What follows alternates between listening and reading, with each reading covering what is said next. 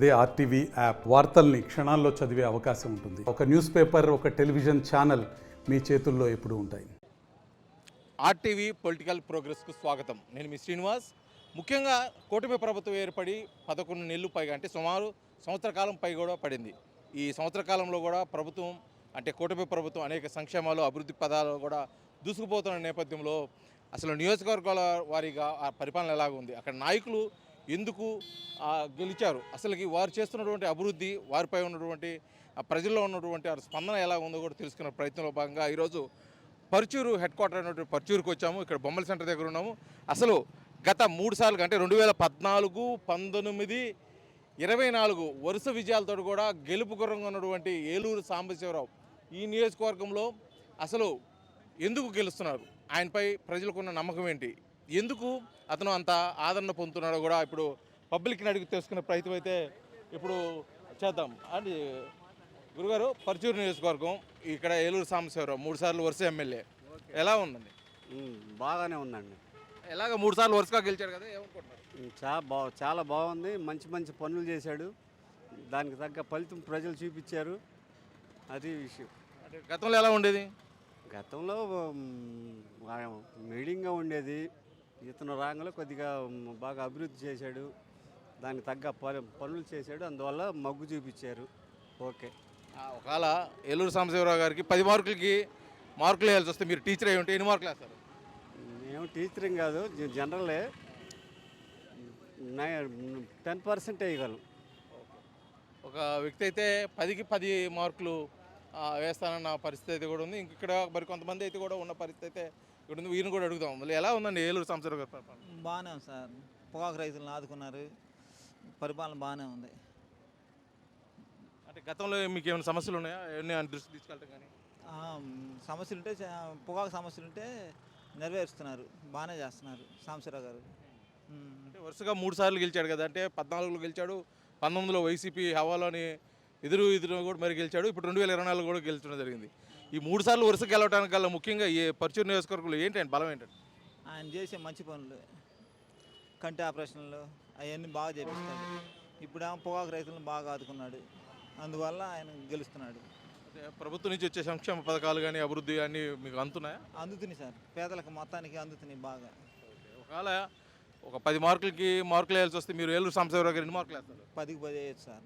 బాగా చేస్తాడు పనులు.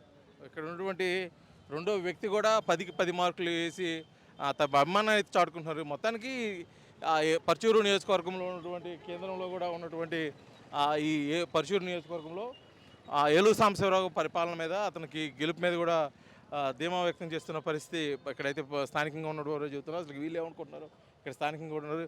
ఇక్కడ ఏలూరు సాంబశివరావు గారు 3 సార్లు వరుస విజయాలు చదివి ఇక్కడ శాసనసభ్యులుగా ఉన్నారు. పరుచూరు ఎలా ఉంది సరే? ఆయన ఇంప్లిమెంటేషన్ బాగుంటుంది. ఏదన్నా ఒక ప్రణాళికాబద్ధంగా వెళ్తారు పూర్తిగా. నా దేశంత వరకు ఇక్కడ డెవలప్మెంట్ అంటే సాంబశివరావు గారే.